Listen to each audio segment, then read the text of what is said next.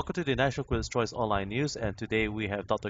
Braxton Cosby with us on our show, and he's going to tell us more about his wonderful weight loss program, and it's going to be made available soon here in Singapore and throughout the rest of the world, and also his new book.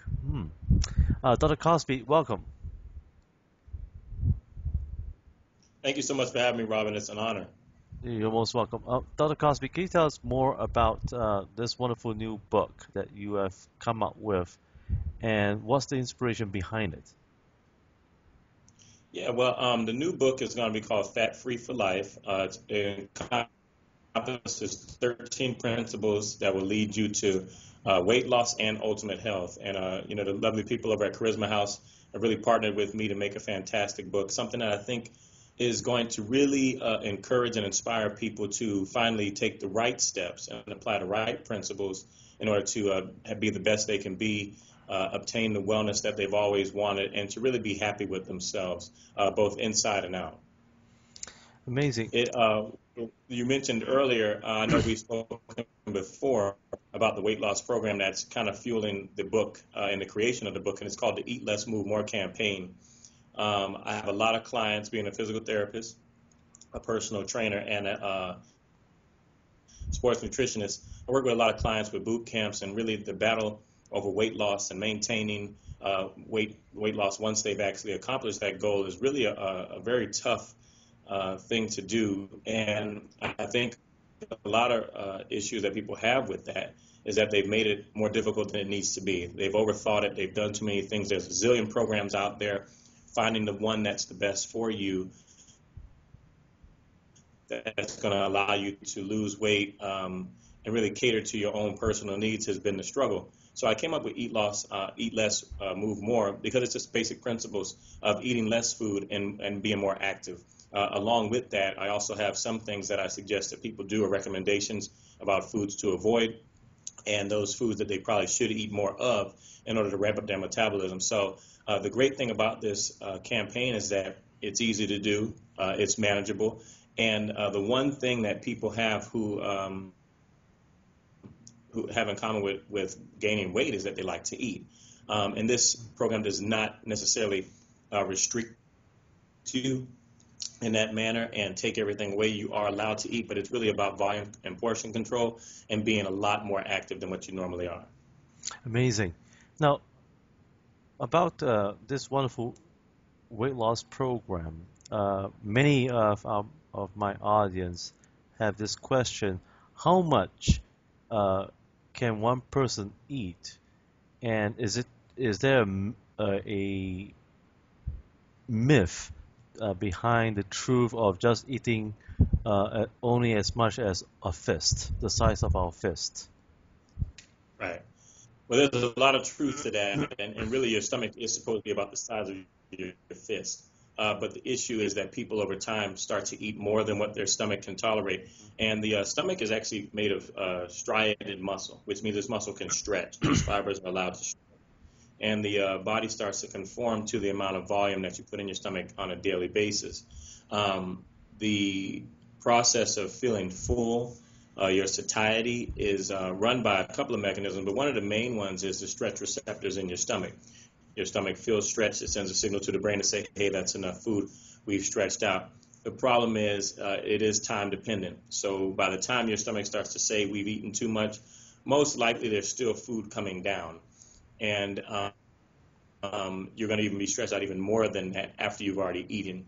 And one thing the body will do is start to conform, like I said earlier, and allow your stomach to stretch out more and more. So now you're no longer the size of a fist. You may be two fists, you may be three. Your stomach may be bigger and take up a lot more space than what it used to. So one of the main things that you need to do is control your volume. If you decrease the amount of food you're eating, your stomach will constrict over time, and a lot of that smooth muscle will start to contract, and then you'll be able to eat smaller portions and feel fuller sooner. But you really have to learn how to listen to your body.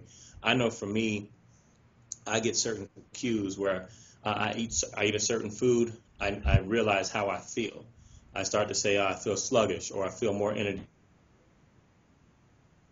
and I've learned there's certain foods that I just need to eat in order to get through my day. There's certain foods I need to eat right after I exercise based on a lot of recommendations of what people, out in the health world suggest. But it's not just about what they say, it's how I feel. So after I've tried those things, I incorporate them into my life, and I see what my feeling is, what kind of results am I getting, and I really track those numbers over time.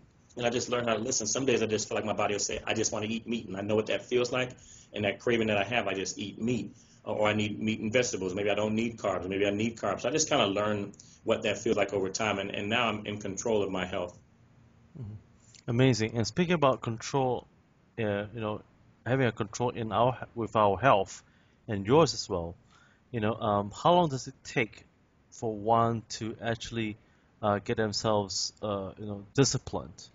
There's been a lot of theories behind it. Right. Again, it's different. I think a lot of our management of ourselves is based in our character. Um, there are some traits that I think you'll notice with certain personalities, type A and B, and you'll see their health and their job situations correlate very closely. Maybe even the family makeup dictates how they are with relationships with friends outside of their family. So everybody's discipline is different. But one thing I say when it comes to weight loss, if you can keep something up for about 2 weeks, whether it's an exercise program, whether it's a meal plan, if you've changed things for how you eat and the things that you eat, if you can kind of beat your mind up for about 2 weeks, that seems to be the sweet spot where people have made some real changes, and normally you see results in that 2 weeks. So that also helps to encourage you going forward. So I suggest, hey guys, take about 10 days and incorporate this plan, and you'll notice over time that now your mind is changing. Once your mind starts to change, your body shifts as well, and you really start to feel empowered, because most people say with the Eat Less, Move More campaign, they feel like they're in control again. They've got some things they shouldn't eat, but for the most part, they're able to eat some of the things that they have consumed before, but just less of it. And then now they're starting to teach their mind, hey, I had half of the portion, so that's enough. And I think that's the big deal, that you have to convince yourself after you've seen your plate, which is much smaller than what it used to be, it is this enough food? And I think if you're able to do that and say, yes, time to push away from the table, and that is enough, that's the real big difficult component to this. Training yourself to not eat anymore, even if you still feel a little hungry, but say that's enough. Another question is that what will be your top three chapters in your book that the readers should look out for, and of course your best favorite chapters.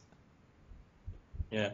When I think about the chapters in the book that I really like, I have one called "Turn Down the Volume and Listen," and it really talks about volume control, eating less. So a lot of the campaign is mentioned in that chapter, and really listening, not just to obviously what I'm giving suggestions in the book, but also to your body, learning how to say, I've turned the volume of food that I'm eating down, and I'm now listening to my body. I'm starting to feel what this feels like to eat less food, to eat more of the things that are better for me. And once you start to incorporate those things, I think you start to free yourself up. So that's one of my favorite chapters. Another one, really just starting at chapter 1, talking about how to take control back and what that feels like. And each chapter, what I love about this book that I think it makes it so powerful is that it attacks the mind, the body, and the spirit. So essentially, the mind, where the soul is, talks about the fight internally of the choices I've made. Have they been better for me? Do I need to make better choices? And when I do, how are those outcomes going to change my life going forward?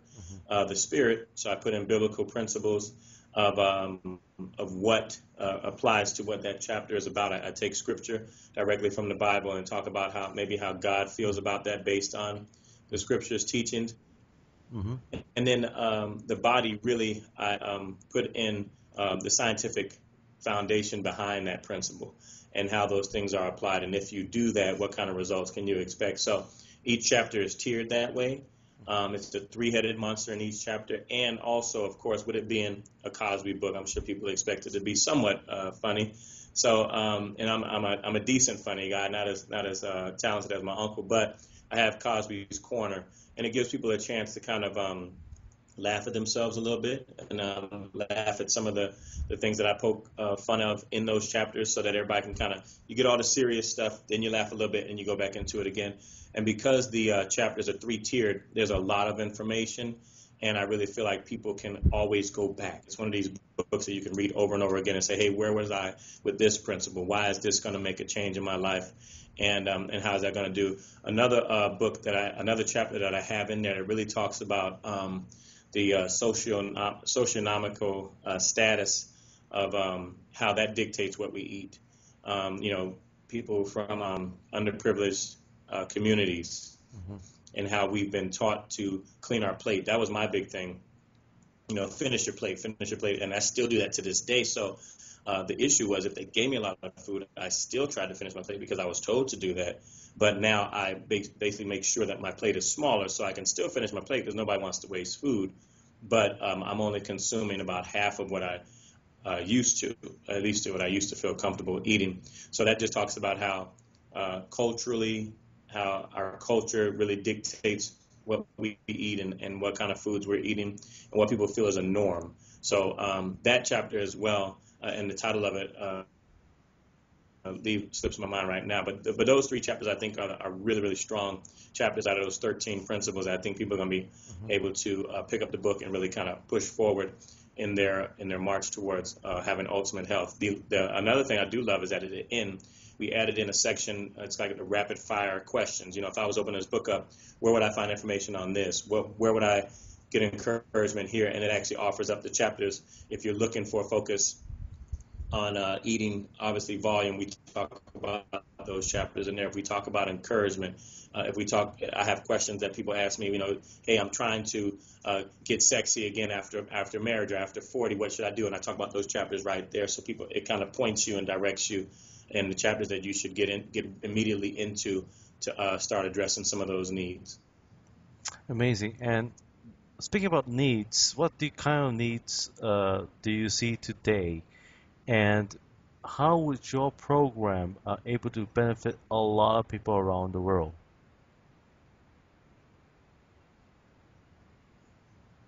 Well, we are really struggling in what's becoming a pandemic now, is obesity. And diabetes is the main result of obesity right now. And diabetes has a lot of secondary issues that go along with that. You have high blood pressure, you have imbalance in your consumption and metabolizing sugar, which has other secondary results, as we call um, angio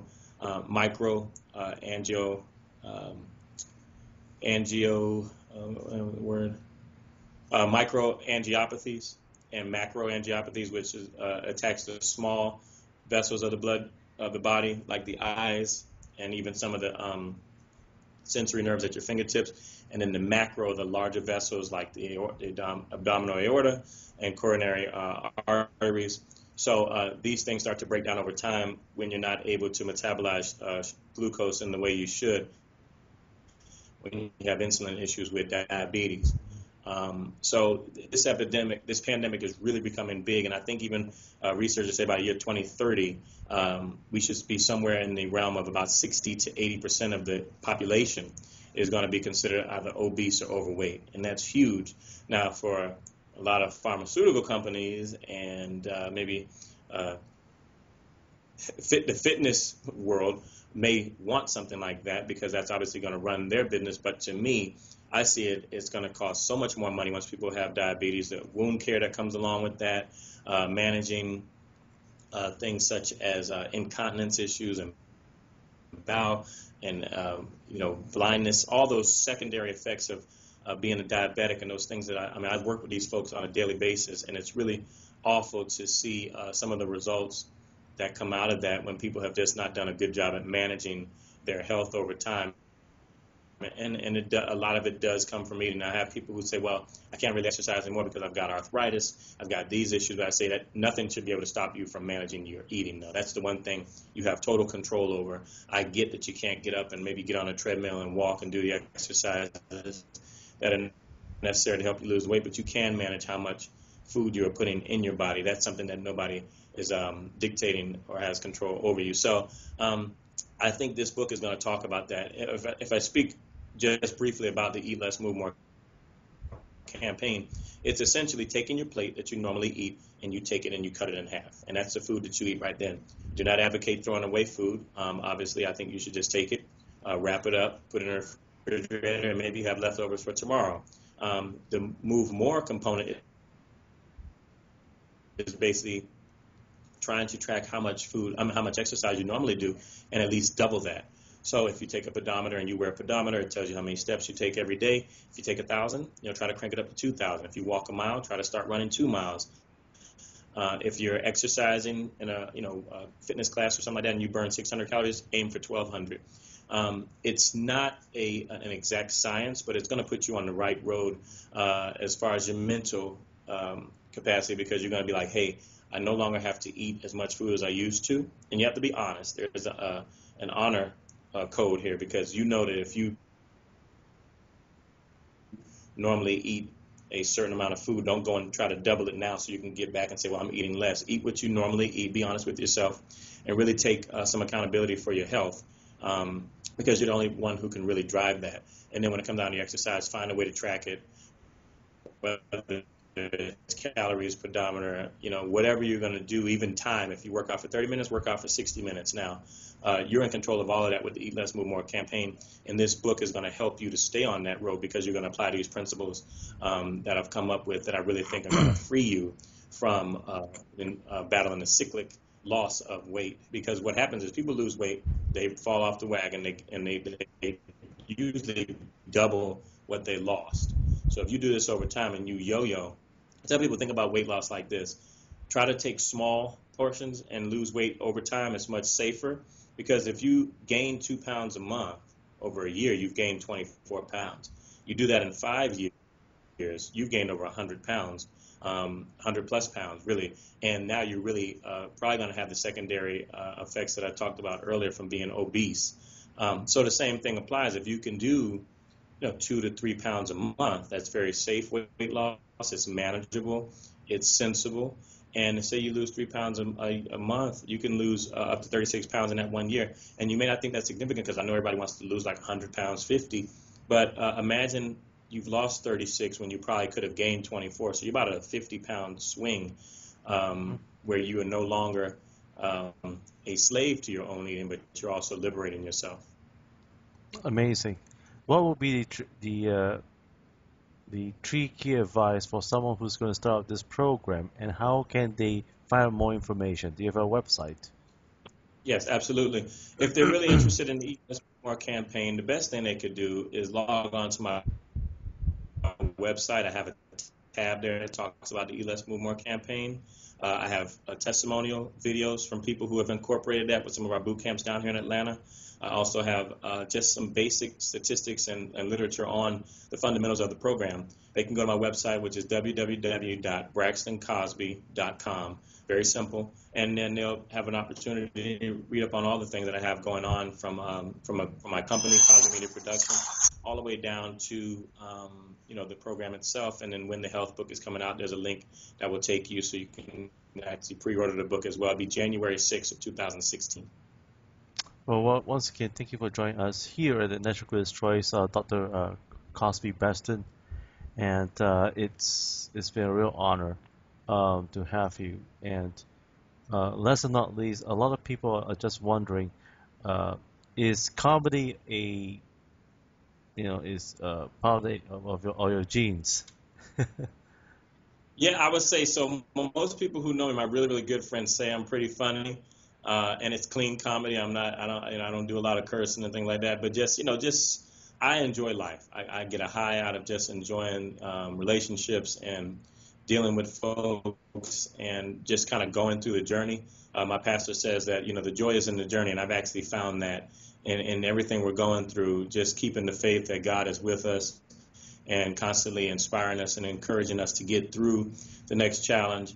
And when you get through those challenges, the best thing to do is to look at where you're from and where you've come to, so that you can actually obtain and have joy in that. So I get a high out of life, and I love just being around folks, and anything I can do to kind of um, bring that happiness that I feel in myself to other people by making them laugh and doing something silly. That's definitely there as well. So good genes passed down that are being used to continue to help people have a better day is definitely something that I'm grateful for. And speaking about comedy, it is by far and by fact that if for those people who exercise and live well and eat well, based on your book, you Yes, know, yes. will actually, and naturally, based if I'm not mistaken, based on the Bible, you produce joy. Is that right? Absolutely. Absolutely. And I tell people there's such a difference between joy. I think you find joy in the Lord and you find happiness in things. And because the happiness is so based on your circumstances, Hmm. and you have to get joy first. You have to be happy with who you are, how your life is, whether, you know, what we would call quote unquote fantastic or just ordinary. And once you get that joy, happiness just comes because it comes and goes. You get you get a new job, you're happy for a while, then after a while you get mundane because you've been in that job for a while. You get a new relationship, you're happy in the beginning, then over the course of time, it's not the same anymore. So I think the only thing that sustains any of that feeling of happiness is the joy that you have, because you can wake up every day and just be grateful that you have another day, and you'll be very excited to see what else comes with the next day after that. So I think people really need to find that joy and to be happy with that. And that's definitely something that I think when people talk about the internal struggles that they have about why they're eating, when they're eating, and what they're eating, they do lack some form of joy or happiness. And I think with this book, they're going to probably be able to identify that, and they're going to start walking in that, because there's personal testimonies that I've gone through, some things I've gone through that have given me joy on the other side. There's testimonies that I've recorded from athletes and famous people who have done fantastic things despite their circumstances. And of course, there's just some good satirical pieces at the end of those chapters that are going to really help to motivate people to move on and really hopefully embrace their life and be accountable to what they can control. And I Amazing. And think that's the key, is most people, when they're talking about their health and wellness, they don't like to control. Yep. amazing. And folks, please do get hold of this wonderful book that's going to be released and published by Charisma House, Fat Free for Life by Dr. Braxton Cosby.